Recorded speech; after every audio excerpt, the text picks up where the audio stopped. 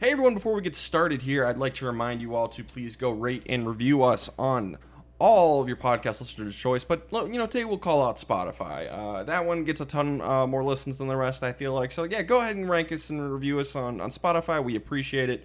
We deserve it. Because we're awesome. And we're here for you in these trying times that is this merge episode of Survivor. Anyway, let's get on to the show. Hey everyone, welcome back to the Castaway Consultants, where we teach future Survivor players how to play the game by criticizing current players and, as will be the case today, production, mostly Jeff Probst. Deserved, undeserved, this case, deserved.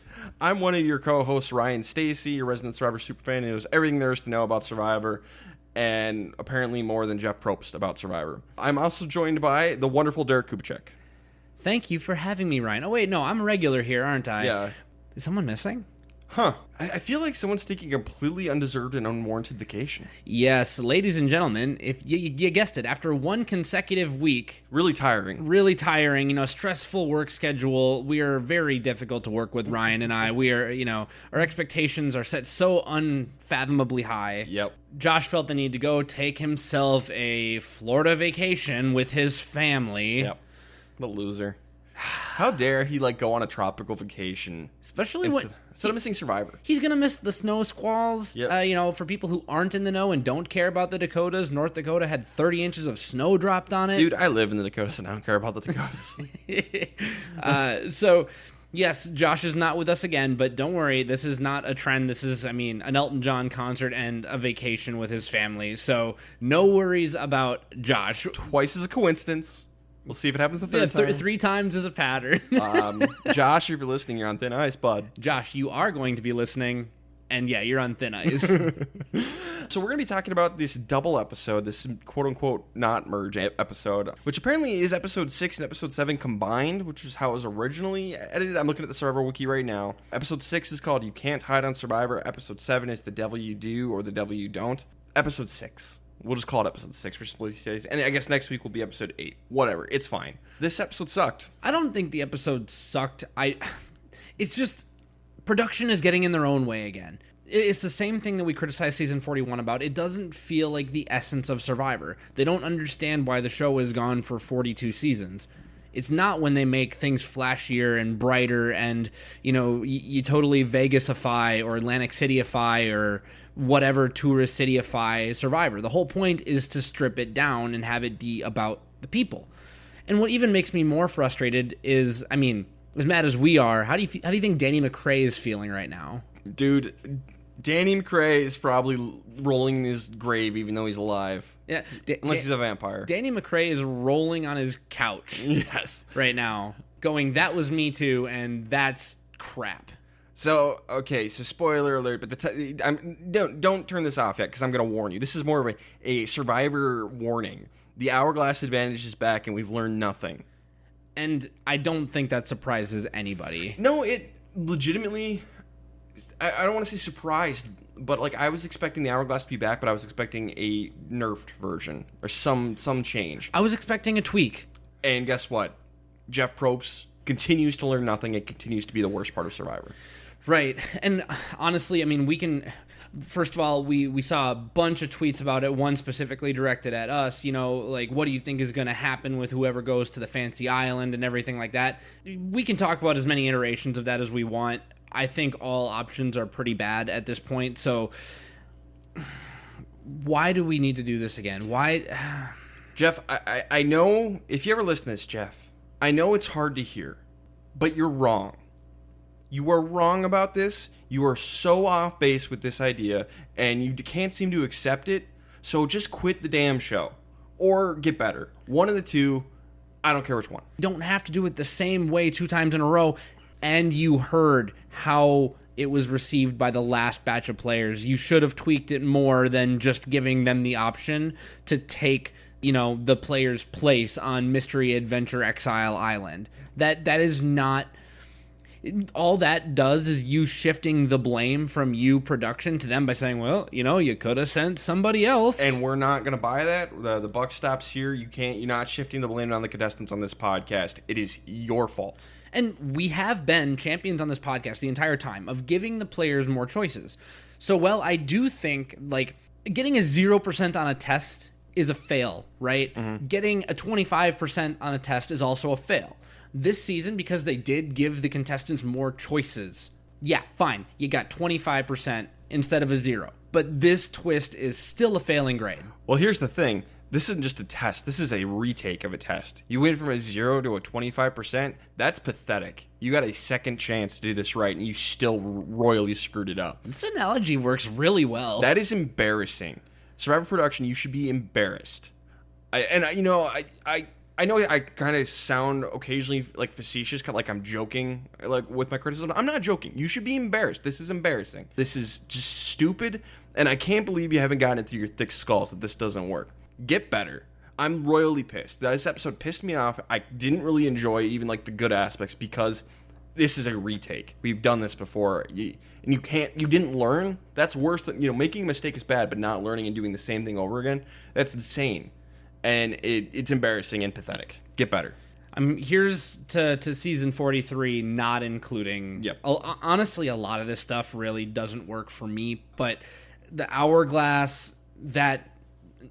it felt as wrong this time as it did last time. Yep. And we are officially adding another person to our unofficial list of most screwed Survivor players of all time. We're silently building a cast list of wonderful castaways who got completely thrown under the bus by no fault of their own. We got Sydney from last season is on that list for the exact same reason the person from this episode is. Someone got royally screwed and did virtually nothing wrong. Yeah. So this is a bunch of BS, and I'm coming into this very unhappy.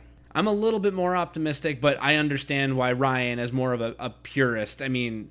It's got to be so much harder for you to watch this show. And I'm not even a purist because I like some of these twists, like the whole idea of having this half of the cast is going to get immunity for winning this challenge, and then we're going to have a second individual immunity challenge. That's cool. I do like that. That's really cool. You don't need this hourglass twist to just screw everything up. Whatever. Let's get into this episode. Yeah, let's get into the episode. So spoiler alert for episode 6. Obviously watch it or don't. I don't care about this episode. If you haven't watched the episode yet, go in with very low expectations, and maybe you'll enjoy it more than I did. Just know the hourglass twist exists. It's here. If you like it, I guess good for you. If you like it, you're wrong. Change your mind. If you like it, you're wrong. Opinions can be wrong. Oh, my goodness. It doesn't feel like Survivor. No. And if you don't like it, just temper your expectations. Yep. If you don't like it, don't worry. We're right there with you. I'm going to be the person who vents, because that's what I like when I listen to podcasts. I'm like, I want someone to make me feel like my feelings are valid. If you're pissed off about this, your feelings are valid.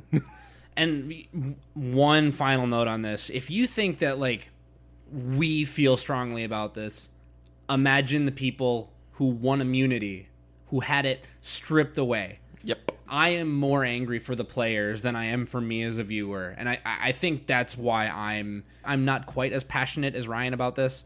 But I'm still pretty passionate, and I would not want this on my Survivor season. Yeah. If I had been on the season this happened to me, this might legitimately kill my love for Survivor. Is that what you want, show? Do you want to kill your players' passion for the show? Because that's what it feels like. Stop it. Let's jump into this garbage episode. And here's the other thing. A lot of this feels like a waste because, we're going to have the hourglass, and we're going to do Time Turner. And so a lot of what's going to happen in this episode, it just feels like a complete waste of time. We'll talk about it, but we might just skim over parts of it. Yeah. We'll do our best, everyone. So after the last Tribal Council, Chanel immediately fesses up to voting for Mike. Mike is mad. He says he's over it, and they hug it out, but Mike does not trust Chanel anymore. Yeah, that's fair. Don't trust Chanel. I don't think they trusted Chanel anyway, No. So this is just further evidence for Mike that if you have a chance to cut Chanel going forward, probably do it because you can't even trust her as a goat. She will be the X factor in any potential merge situation because she's a free agent, you know it, and she probably knows it too. Tori tries to get info from Roxroy about his trip to Mystery Adventure Island, and Roxroy just doesn't say anything. He's just like, I'm not going to tell you, leave me alone. But tell me, Roxroy. I'm not going to tell you, leave me alone. But tell me. What makes this interaction so funny to me is Roxroy really isn't keeping anything from Tori that she doesn't already know. Because she understands that Drea, when she went, she had a choice. She made a choice. She doesn't necessarily know the result of that choice. So why does Tori think she's going to get that information out of Roxroy? She knows that he went to Mystery Adventure Island. He had a choice. He made a choice. What more of a mechanic does she want? It is not subtle, not nuanced gameplay, and it's almost like she's not even trying. We gave Tori and Roxroy a lot of credit last episode for kind of playing nice with each other and wanting to work going forward, and that seems to have fallen to the wayside immediately. That is not working. So Roxroy, Romeo, and Drea all want Tori out. Well, join the club. I also want Tori out. And Drea says Tori always manages to slip through the cracks. I don't know about that. I believe it was your idea to vote out Swathi. Yes, I did criticize her for that. So. Yeah. Yep. And I saw it both ways at the time. I just think that, there's recency bias where all of a sudden, you're coming up on a merge and Drea's like, wait, we still have Tori. Yeah. It's not great. Weird. Swathi probably would have been a lot more loyal than Tori. So we're going to get into this garbage. So we're going to do the same thing we did last season, basically. There's 12 people left. We're going to get divided into 2 groups of 5, with 2 people having to sit out. Those 2 teams will compete for immunity, and they also get a merge feast, in this case, at Applebee's. When the challenge is done, they will pick one of the 2 to join them, and they will send the other one to Exile Island. The only real tweak is that they are told the person who is sent to Exile will get some way to change the game up, and that once they know that, one of them can switch with the person being sent to Exile. So that's the twist. And this is what Jeff is going to use to defend, like, hey, we changed it. We gave them more information. Yeah, that was not enough information. They had immunity in their hands, or, there's a twist of some kind on the island. Which one do I want? You take the sure thing every time. So it's garbage BS that Jeff is going to peddle and say, oh, we changed it. We gave the players a choice. No, you didn't. You gave them the illusion of choice. I wish I had more to add to this, but I really don't. My biggest issue, I think, is my biggest issue with giving them more information is then they know that it is of no benefit to even compete in this challenge. And I think that answers any sort of production questions right there.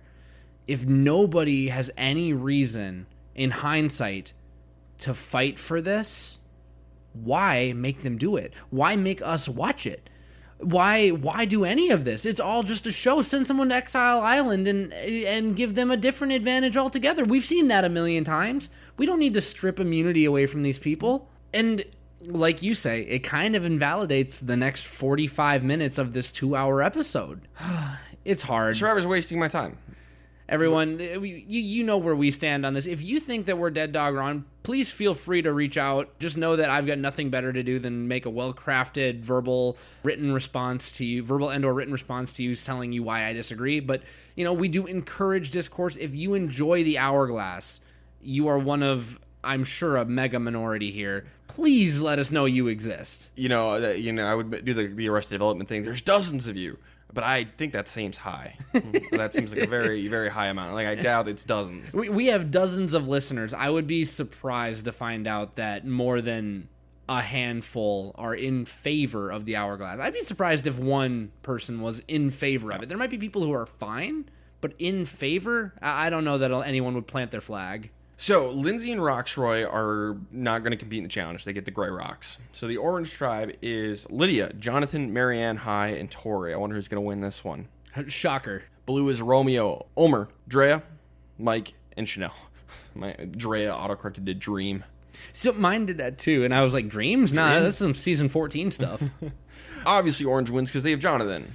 And it's the same challenge as last year, by the way, or last season with the giant rolling ball and going up and doing a big puzzle. Good challenge. I like the challenge. So in the end, and they are told, like, oh, great, somebody's going to get an advantage if they go to Exile. So the only person from Ika on the winning tribe is Tori, who's not going to put her neck out for Roxroy in any way, shape, or form. So Lindsay's going to get brought on the reward. Roxroy is going to get sent to Exile Island. And we'll talk about it for 1 second, because, if we could, we would throw this whole thing out. Yep. But Ryan, knowing that there's a game-changing something or other on Exile Island, did this winning tribe make the right choice? I hate to talk about it, and I hope we never have to use it again. So I'm thinking Tori spoke up the most, and basically just I'll just send Roxroy to Exile because he sucks. But honestly, the best move probably would have been to send Lindsay, because Jonathan and Marianne are on this tribe, and they send a person they trust to go get this advantage or whatever it is.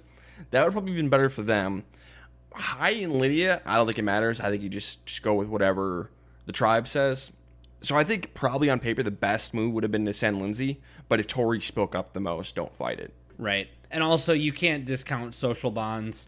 And if they felt like they needed boots on the ground with Lindsay coming to them with the beach, they didn't know that they were all going to be losing their immunity. It got thrown around, and by the way, that felt like a production leak in my opinion. They probably fed it to him. When Drea said it, I was like... Yeah, no, there's no way to know that an hour ago, because they didn't see 41. This has never happened before. It should never happen again. So, yeah, I can't blame anyone for not predicting this. So, ultimately, I think it's a game of inches. It doesn't really matter, but I think Lindsay probably would have been the better move overall. I think, given how strong their alliance was, I'll agree with you that would have been a more optimal move. But I get them wanting to feed Lindsay because she is the smallest person out there. Yes. So this group's going to go on reward, and Tori is going to spend the entire time just talking smack about Roxroy. And Ika in general. Yeah, she wants to leave Ika. Yep. She is a free agent. Yep. And for someone in Tori's position, as much as I don't really care for watching her game, I do think that at times she's entertaining television, but more of a good villain. Tori is entertaining TV. I don't like her as a person. You can look up why on your own for that one. Sure. And I think this is a good opportunity for her to try and build bridges. And part of that is spilling the beans on your tribe. You've kind of got first mover advantage for the Ika tribe in crossing these binds, especially with power players like Jonathan and Marianne, knowing that Omer and Lindsay also exist. Yeah. So I think this is a pretty good move for Tori to throw Ika entirely under the bus and try and shore up new bridges. It is really interesting because normally I'd be fine with this, and on paper I'm still fine with this, but this is going to backfire because it turns out everyone on the season is going to talk about everything once we merge, and people are going to be like, yeah, Tori sucks, don't trust her. Chanel sucks, don't trust her. And those two are going to be on the outs for the majority of this episode. It feels like that's something that happens every episode, but they really emphasized showing everybody talking this episode. It's one of the things that I really liked about this episode, and it's one of the things that really bothered me about the Hourglass this episode. Because this is so cool. Survivor usually is like, nope, we have to craft a very binary narrative. Yeah. Yep. This or this or this, because audiences can't follow it otherwise. Yep. I enjoy not being able to follow it sometimes, especially when you have a merge. All these tribes landed on the beach, and we don't know what's going on because the players don't know what's going on. I like that at the merge. Yeah. After that, I want some binary stuff. Yes, and I get that, and I can appreciate that. But this episode, totally. Yeah, this is a great moment to have it, and we lose a lot of it. We lost a lot of it because it doesn't matter. A lot of it didn't matter. Whether this is fed to her or not, I don't know. But Drea does predict what the advantage Roxroy is going to get is. She basically is like, hey, maybe they all lose immunity and we'll get it. She's like, holy crap, Drea. Did you just call that? Yeah. And what's funny is then we heard whispers about that throughout the rest of the episode, too. Like, oh, Roxroy is going to be able to take away immunity from all these people. Whoa, we're really keying in on this. Yeah. Maybe it was one of the producers felt bad and is like, all right, here's what it is. Pretend you don't know. Yeah. You can, you came throw up it with out it. there. You came up with it. And then I don't know. It's still not, I don't know. This whole thing's dumb. I'm just angry. But basically what's going to happen now is we're going to get just tons of different small conversations of people bonding to add to the confusion. So we get Drea and Mike talking about idols. And this is where everyone starts warning each other about Chanel and Tori as well, because nobody trusts either of those two. Lindsay, Drea, and Hai, they all talk about their advantage ambulance that they got on the very first episode. They want to avoid targeting each other and work together. And for this episode, that's going to happen. Yes. These three all end up working together. We're going to get an alliance of 8, which is crazy for a merge episode. It's going to come together. And I am unofficially calling it the 9 pieces of 8 because Jonathan never really wanted to exclude Marianne from this, but he was just like, if I had to pick an outsider on Taku, it's Marianne. 9 pieces of 8 alliance, that's what we'll refer to it as. So the 9 pieces of 8 alliance. Mike and Marianne talk about idols.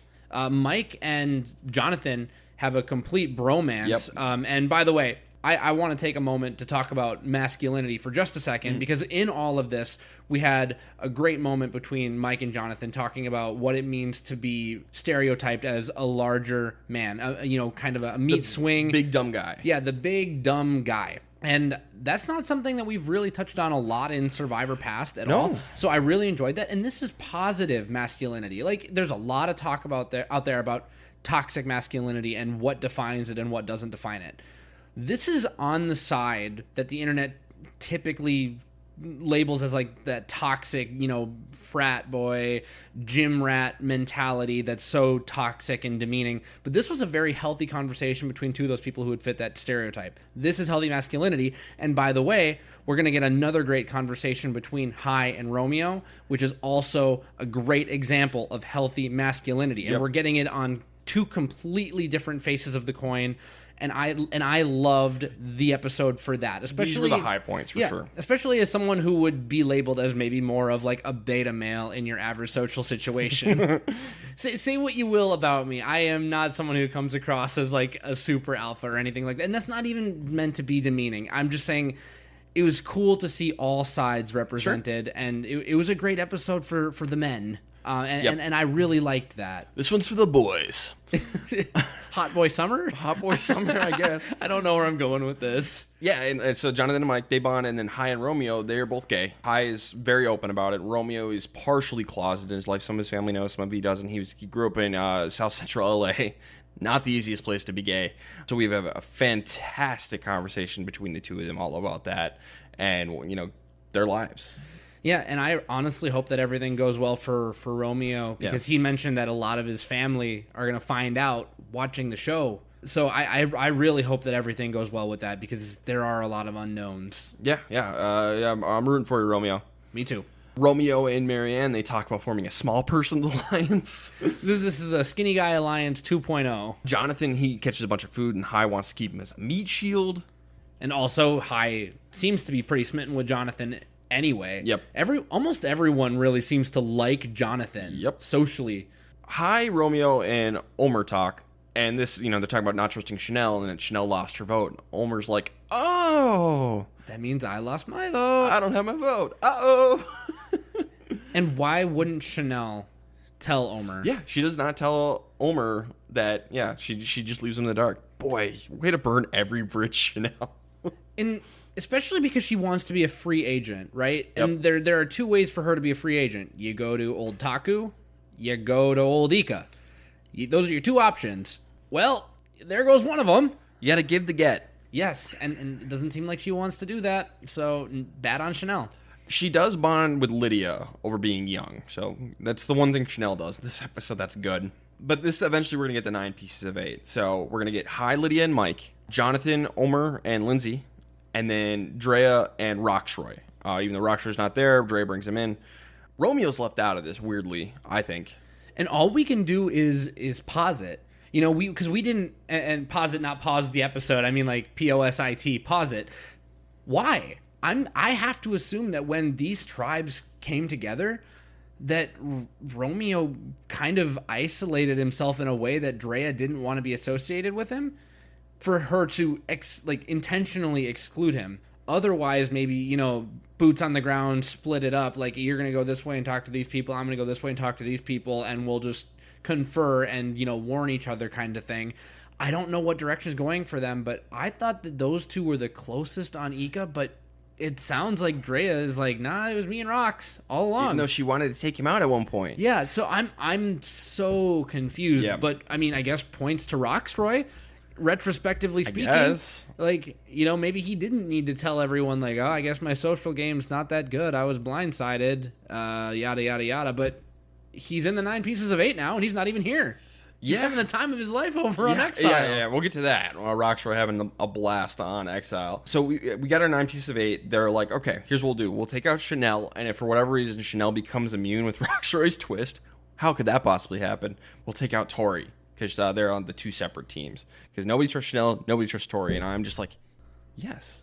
I'm liking this boot order so far. This is fun. I like this. And one of these two won't end up on the jury. It's great. So Chanel walks over to talk to all of them, and they're like, oh yeah, we're just talking. We're all going to go spearfishing. Bye! Oh my goodness. And what's even better is this happens not once, but twice. And I know that we'll be jumping around a little bit, but that awkward silence with the second one where it's like, oh yeah, we're all just so good with you. Bye! Hold that silence. Nobody add anything. The punctuation there was so loud. Incredible. So Omer reveals to Drea, Jonathan, and Hai that he has lost his vote. Well, Drea's like, hey, don't worry about it. I have an extra vote. I don't like that she told him that. It's too soon to be telling everybody that. You don't know if you can trust these people yet. Keep that one to yourself, because nobody knows you have the extra vote besides Romeo. And if she does, she should have used it. Use it as a trust-building activity for right now. Use it at this vote to keep the target off your back for the next one. I think, and she's got enough hardware. She doesn't need all three of her advantages. Actually, come to think of it, Tori might know about the extra vote. If Tori knows about the extra vote, then fine. I understand telling everybody because you can't trust Tori. Sure. Tell the information before somebody else tells the information. Yeah. So if that's the case, if I remember correctly, maybe Tori does know. If that's the case, then fine. And I think everyone maybe on that island knows what the choice was, and so maybe they all just assumed. So maybe just don't tell anybody you have the extra vote. That's what the whole problem stems from. Telling people now is because he told people earlier. So maybe just don't. Okay, so we're going to go to Exile Island, where Roxroy is just having a blast. God, shades of Janu, right? Yeah. I mean, just, you know what? I'm happy here. This is my comfort zone. # blessed. No people, which... Fair, Roxroy. Yep. If it wasn't a game for $1 million, send me away to a tropical island to survive for 2 days, and I will have a blast. And he's like, I get a break from the social game. It's like, this is good for Roxroy. And honestly, this might even be good for Roxroy. Drea got to do all of the all the selling for him. Yep. And he just comes back and he's good. But he is given the hourglass advantage to change time. He and the 5 people who don't have immunity will be given immunity, and the other 6 will have to compete in the individual challenge. Obviously, he is going to smash the hourglass. This is a reminder that Drea and Romeo don't have immunity right now. His 2 closest allies, he can give himself and his 2 closest allies immunity and take immunity away from Tori. Duh. This is the biggest duh to ever duh. I mean, last season, we saw Erica have to strip immunity from it was Danny for sure, I think Sydney, so a bunch of former Blue, I just remember they were Luvu, former Luvu members. So like there was more of a discussion, and we still all fell on the side of, you've been gone for a couple days, take the certainty because you never know what's going to happen. So Roxroy didn't need any other reason. Nope. But the way that those teams split up, he has every reason, no excuse not to break this hourglass. It is a mechanic of the game, so we have to talk about it. Yep. But again, this is garbage. Yep, this is garbage. I just watched Toy Story 4 today. This is Forky. This is trash. Yes. That's an insult to Forky. It's an insult. Yeah, at least Forky's funny. Yep. This is not funny. This is not a joke. Nothing against Roxroy here. He made 100% the right move. This is even a bigger duh than what Erica did last season. Yes. So yes, nothing against Roxroy whatsoever on this one. This is 100% against Jeff. Yeah, if Survivor gives you lemons, you hit him with a hammer and, you turn back time. If Survivor gives you lemons, throw them at Jeff. Immunity challenge, Roxroy changed time. Tori is pissed and vocal about it, which probably isn't a good look for her. But she also doesn't know how to not do this kind of thing. And so at this point, I was thinking like, oh, okay, this sucks, but, maybe Tori will go home. And I'm like, you know what? I'd be fine with that. Like, I could live with that. Tori wins immunity. Well, this is a worst case scenario. Yep, I was very unhappy. I don't know if I watched much of this challenge. I think I was on my phone, just piss scrolling Twitter. Yeah, I can see it. Everyone wanted immunity, Everyone. Everyone wanted immunity. Everyone who didn't have immunity wanted immunity, as everyone should always want immunity. Yep. Even people who might normally not want immunity wanted immunity. Yeah, there might be some weird reason that someone doesn't strategically want immunity. But you know what? Everyone wanted immunity, and gosh darn it, Tori got immunity. If you get that joke, good for you. All right. Tori's got immunity. We're going back to camp. Roxroy's going to, talk to... We only see him talking to Jonathan, but, he's going to start talking. And maybe this is a good time to remind our listeners who is in danger now. Yes. Jonathan is in danger. Marianne is in danger. Lindsay is in danger. Hai is in danger. Lydia is in danger. No one from Ika. No one from Ika. These are our 5. And reminder that Marianne has an idol. Yep. So, and she's the only one not in the 9 pieces of 8, even though she's like a fringe member of the 9 She's the 9th person of the pieces of 8. Yes, she's 9th out of 8. What a great place to be. So Romeo and Tori, obviously, they want out Jonathan because it's Jonathan. And for the record, I was wrong. He was not the merge boot. Yeah, we all joked, and the entire collective Survivor fan base said after episode 1, what a great merge boot. We'll see if he makes it through another week, like a normal merge episode. We'll see if he makes it through that. If he goes out, because I said 12th or 11th for Jonathan, I think if he goes out 11th, I'll still kind of feel like, yeah, because this is according to Jeff, this is the actual merge. I'll still feel like I was right, but credit for him to getting through this episode. Yeah, he'll at least be on the jury. Yeah. Now, regardless. So Romeo and Tori, they try to bring in people to take out Jonathan. Lindsay throws out Marianne's name because she doesn't want Jonathan to go, and she's like, Marianne's got like a ton of advantages. She's got an extra vote and an idol. She seems like she keeps that vague just to scare people, but like she has stuff. We should be scared of Marianne. Jonathan is also on board to get rid of Marianne just because I gotta survive, man. But this is where things get really crazy. Omer pitches Lydia just because he talked to Lydia and she mentioned like she'd be okay getting rid of Jonathan. So Omer pulls a real Tony Vlachos from Kageon Moon. It's like, oh, she said the thing. We can get rid of her. Because Tony did that exact same thing to LJ. So Omer's like, oh, we got to get rid of Lydia. This is a crazy plan. We'll get rid of Lydia. She wants to turn on the 9 pieces of 8. And the reason he wants to do that, he obviously wants to save Jonathan and Marianne because of her gear she has. So basically wants to save Taku. So Lydia would be better for him.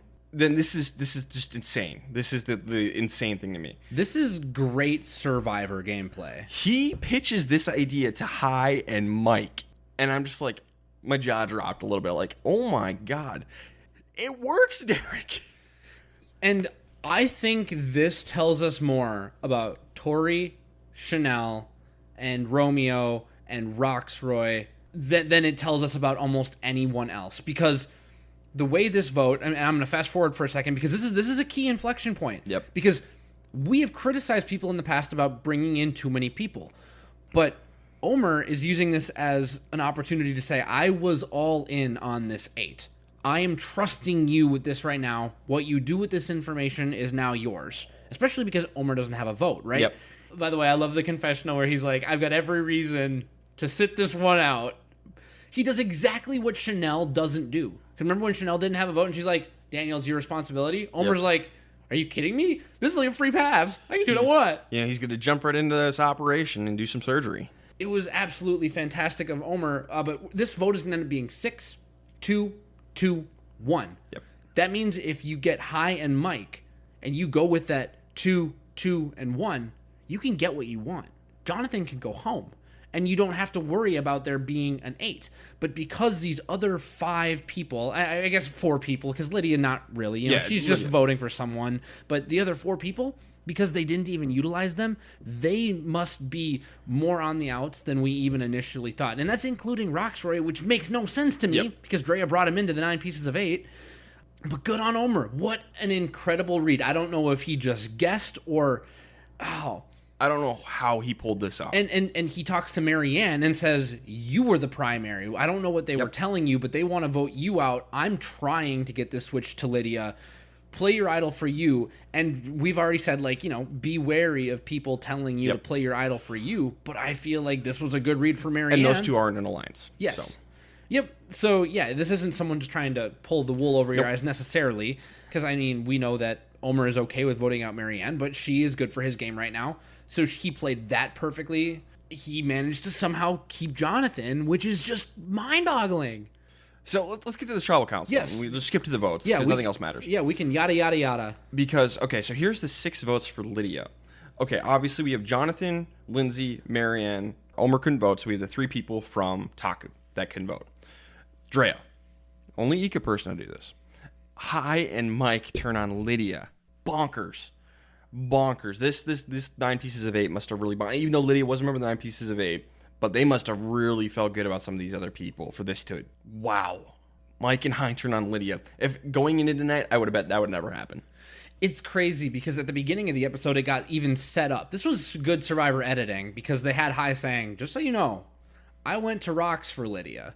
We are a strong duo. And then later in the episode, obviously you guys know me and Lydia are a pair. So the fact that they turned, or Hai actually put pen to paper and sent Lydia home. And honestly, when I think about the repercussions on a social alliance level, I think that it might have been the only move for Hai.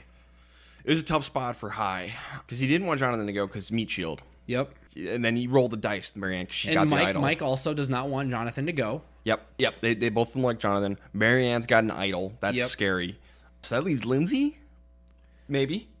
But Jonathan and Omer don't want Lindsay to go. Yep. This is tough, and it sucks for these people because, none of them should have been vulnerable. And I think that even if Hai does go out of his way, let's say he does pull in Tori and Romeo and Chanel, and, we'll even include Roxroy in this, right? Because he was another vote that didn't matter, right? It was just a vote on Lindsay for whatever reason.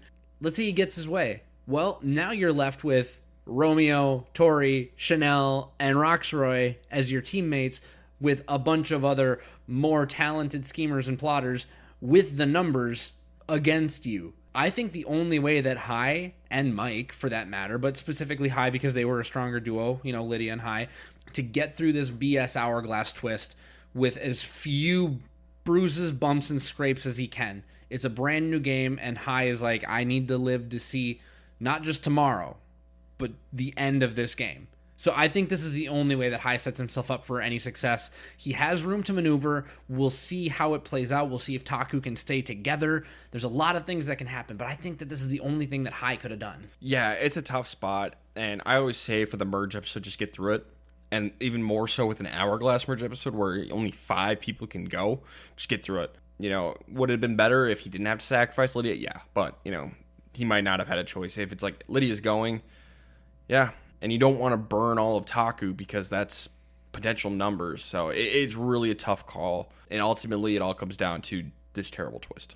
And I don't want to make it all about, was this good or bad for Hai? I just really like this move for Hai. I think for Taku, this was a best case scenario. Yeah, Taku nailed this. Because nobody from Taku went home. And 3 of them got votes. And 3 of them were vulnerable. So Romeo and Lydia, they vote for Marianne. Chanel and Tori vote for Jonathan. Roxroy votes for Lindsay. I don't know what happened here. Like, if only 2 of them got votes, I'd understand a little bit more. Like, oh, it was an attempt at a split just in case of the shot in the dark. But the fact that 3 of the people there got votes, really confused. There's some lack of communication there. There needed to be a breakdown. And maybe they just didn't have time in the scramble to bring Roxroy into it. I have no idea. You think Drea could have brought him in? Yeah. It's weird. And yeah, so that was my next question. Is targeting Lydia good for Drea? Oh, yeah. I think so. Yep.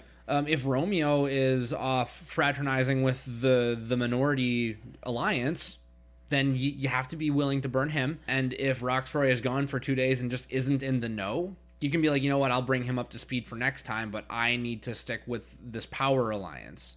Ideally, you get to the merge. Ideally, what happens is you vote out somebody you haven't had any connection with before the merge. Lydia fits the bill for Drea. Lydia fits the bill. Perfect for the Taku group. Perfect for the Ikki group, even though only one of them did it. Perfect for the Idol group. Yep. Perfect for the Amulet group. Yep. So, yeah, it sucks for Hai and Mike, but it's one of those situations where what can you do? So, it's one of those situations where I'm going to trust them because this is such a tough call. I'm not going to criticize them for voting out Lydia. That could change if we get more information. So, I'm going to leave myself a little bit of wiggle room to possibly come back and criticize Hai and Mike when we get more info. I am only here to make absolute takes. I think this was the right move with the caveat that it should never have happened because Hourglass. Yeah, so that brings us to, was this the right move? Hard to say for sure. Merge episode, get through it. 11 people got through it. That's all I have to say. I don't even want to talk about the people who were in the minority votes because they were obviously so on the outs and so out of the numbers that they were kind of hopeless and purposely excluded. They are playing their games. It is still possible that one of them wins, but, we'll see which one of them is least likely to win when we get to our can't win section. But I will settle on this being the right move. Because 4 out of 6 is good. Because Hai still gets to keep his Amulet Alliance. He gets to keep his new bonds with Omer and Taku. And he gets to keep his Meat Shield and Jonathan. He gets to keep Mike happy. And, Mike is happy because Jonathan is still here and they can still bro out and do their thing. So it's the worst for Mike and Hai. Of the 6. Of the 6 who voted for Lydia. But I still think that it's the best possible scenario for them going forward. This vote stinks. But the best possible move for them would have been if Jonathan was willing to turn on Lindsay. probably wasn't able to. If they could have, I'm sure they talked about it, and maybe he just wasn't willing to do it. It's hard to say for sure. If they somehow could have pulled that off, that would have been better. But maybe it wasn't possible. And if that wasn't possible, then I will go back to what Derek said last week. The strongest 4 have a advantage going into a merge situation. I thought Taku might be screwed going into this, but they're the 4 that stayed together. Yeah, and Omer specifically called that out. Gotta get Taku back together, and he does. He does it. So what did Twitter say about did the right person go home? So we actually had our biggest voter turnout, and we have an exact 50-50 split. Really? How many votes? 62 votes. Wow. We have 31 for yes, 31 for no. So I don't know if there's a lot of people out there who just think that Jonathan would have been a great merge boot as he was destined to be, which I suppose technically he still could be. Yep. And then the other half maybe kind of seeing it more from our side where, we got to try and preserve this as well as we can and just get through this hourglass nonsense. Sure. Or maybe because it's Twitter, they're thinking, nah, Chanel should have gone home. Chanel should have gone home. Chanel would have been the right move. And remembering, again, Jenny and Daniel should be here if not for Chanel. Yep. So, anyway. Whatever. So Twitter is right and wrong? Not helpful. Today. Twitter's not helpful today. Congratulations, Twitter. You really passed the buck. You pulled a real Chanel. All right, let's get best worst player of the episode, huh? Let's do it. I'll go first with best player. For best player, I had Omer, just because he put together this insane vote without having one. Pulled in Hai and Mike against all odds and somehow saved his entire alliance, his entire tribe.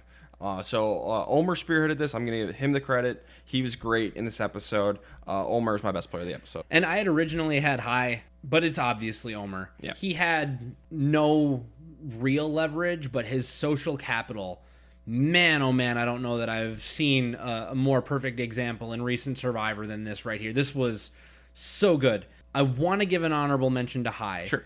Because his entire alliance just got screwed by production. Yes. And there were a couple things he did that I liked. He was one of the key drivers in forming the 9 Pieces of 8 alliance. It was him, Omer, Jonathan, and, Mike and Drea. They were kind of like the 5 linchpins. But, you bring everyone together, good job. I like that he took the information from Omer, and instead of working with a bunch of people he knew he couldn't trust, he made the tough decision and cut Lydia, even though he was ready to sink his game for her 6 days ago. And also a small thing, on reward, he ate the burger. He did eat the burger. So that just felt like continued development for Hai, because we know that he's vegan, and awesome for him to say, you know what, I'm on Survivor. I need these calories. I need this energy. I need to help my body. So I saw him eating the burger, and I was like, you know what? Good for you. I am so glad that you are here to play Survivor. Who you got for worst player? I actually had Romeo. Oh, okay. I think it says so much about how he fumbled the ball with this merge that Drea would not bring him into the 9 Pieces of 8. He ended up on the wrong side of the vote. And this is not something that ended up in this episode, but it was in the next week on Survivor. We do see Drea saying that Romeo is not acting himself. Sure. And I know we can't really trust that, but it is canon as of this week that she says those words. It's just further confirmation that Romeo was left out for a reason. And the fact that he ended up voting with who? What, Chanel? Was that the person that he shared his vote with? Romeo voted with Lydia for Marianne. Okay. He got voted out. Okay. But I had Romeo because I feel like he had the furthest to fall. We thought that him and Drea were kind of the tightest pair, but Drea went out of her way to bring in Roxroy instead. Yeah, I need more info on that one before I'm going to completely join you. I'm going to, Chanel and Tori are the bottom 2 for me, just because they were just like condemned by everyone, and they couldn't really make much inroads after that, and they did a bad job at it. Tori saved herself by winning immunity, so I'm going to give worst player to Chanel. My dishonorable mention was to Chanel, but I feel like Chanel was already kind of at the bottom and then just played absolutely like dog water. Yeah. And by the way, Tori also did spill all the beans about Ika at the reward. That Which was we also were okay with. Yep, that was a good thing. So now we come to who is going next. I'm going to say the 9 Pieces of 8 are going to stick together, and they're going to take out Chanel for being the biggest threat of the people, bigger threat than Tori, basically. I think that old Ika, is going to want a chance to dictate the next vote, and Tori will go next. That'd be funny. Okay. Yeah, Chanel and Tori. All right, one last question. Who cannot win this game? Derek, Who can't win this game? Based on what I saw today, I'm totally thinking about this with who went home. So Lydia went home. She's not on the jury. That kind of disqualified Chanel from this for me for right now. Absolutely nobody likes Tori. Yep. So because more Ika members will end up being on the jury or could potentially be on the jury, Tori cannot win this game. I'm right there with you, bud. Tori cannot win this game. I'm fine with that. Love it. All right. Well, we got some messages on Twitter. Yeah, and some of these are sort of within context of a place in time in the episode, but we can try and address all of this from an end of episode perspective. Sure. So we received a direct message, and I'll just keep the name private because, I mean, you could put it publicly on Twitter if you wanted, but it was out of Hai, Lindsay, and Drea. Who's going to flip first? So this is the Amulet crew. Who's going to flip first? Will they flip? Will this be the final three? We can really expand on this. I'll even do a power ranking for most likely, least likely. Sure, I love it. Least likely, I'll go least likely. Least likely is Lindsay, then Hai, then Drea. I think Drea seems most impulsive. And then I think Hai is second just because I think he's scared of the other two being women. And he might be like, oh, the women could come get me. I'm going to take them out. And Hai is one of the more physical people, one of the more physical guys on the season, behind Jonathan, obviously. And then Lindsay, I don't think will. So that's why I think Drea will. We've seen her be a little bit impulsive this season. So I think Drea is most likely. It's weird. I have the exact same rank order as you, and I have it based on their social inroads as of today. And because I value the social bonds of the Taku for the most, I feel like Lindsay has the most to lose by flipping on any potential exterior allies. And then Hai, we've seen him make great social inroads, and he's already had to flip on Lydia once. I think flipping on this Amulet alliance would be just another reason where people would say, well, look at you just flipping on people when it's convenient for you, kind of snaky. So I feel like, Lindsay has no reason. Hai has almost no reason to flip on this right now. Like you said, Drea is the most impulsive, and I do think that Ika is the most on the outs of the 9 pieces of 8, just based on how strongly Mike and Jonathan were able to hit it off. And then obviously Hai and Omer and Jonathan had something going as well, where Hai was like, you know what, yeah, I will vote out Lydia without too much of a fight here. So I could be completely off base with that, but I do think that your rank order is strong. I think that's right. Our next question. We had one comment on our poll today from Kevin Foster. He said, someone who lost the team challenge should have went home. End of story. 100%. Probably Chanel. 100%. Chanel should have gone home tonight. Yep. The last one comes from Brandon Strait, and he asks, why did Hai and Mike flip? It seems like the majority only had the numbers if they went with. Why did Hai and Mike flip? And we've touched on this already, but we'll just pile on for a second. I think that they were licking their wounds from a twist that production intentionally used to derail the entire merge mechanic. And this was the most optimized outcome for them, not in the short term, but in the midterm and the long term. Yeah, Hai, I think it's one of those things where it's like he was vulnerable. He didn't want to go home, so like it could be just a thing like running scared, just pick someone. Slept on. Hai was vulnerable, Yep. and as a strategic threat and a more physical player, it's surprising that his name did not come up more. Yeah. So that is a slept on thing that we have not mentioned yet. So if Hai couldn't get Taku people to turn on each other, and the majority of the people who were vulnerable were Taku, 3 of the 5 were Taku. So if those 3 were less willing to turn on each other, that leaves Vati. And so if Hai's just like, oh, running scared, gotta get rid of Lydia, then yeah. I do think there's something we need more information on, though. I want to see what happens next week, and like hopefully like right after Tribal we get like a confessional from Hai explaining himself a little bit. So big old general question mark over this, but that would be my best guess. I think that we'll be spot on with that. I think time will prove us right. Sure. But we have less than 1% on 1%, Yep. guys. And, especially around like these really confusing tribal councils, production doesn't like to show us a ton. They like to blindside the audience, which can be frustrating. So we're working with even more limited information than usual. So we'll find out more next week. Well, you can follow us on Twitter at Castaway Pod and go ahead and rate and review us on your podcast listener of choice, especially Spotify. 5 stars. Please and thank you. Go find us on Insta. Go find us on Facebook. Go find us on TikTok. If my filters ever start working again, we can start making fun little videos there again. I'm excited to see what happens after this is over. Yep. Knowledge is power advantage is still not back. Hopefully it stays that way. Hopefully the amulet kind of takes the place of the knowledge is power. We'll see what happens. We'll see what happens. Well, I'm going to go edit this beast. All right, this has been the Castaway Consultants. Got nothing else for you. Good night. Good night.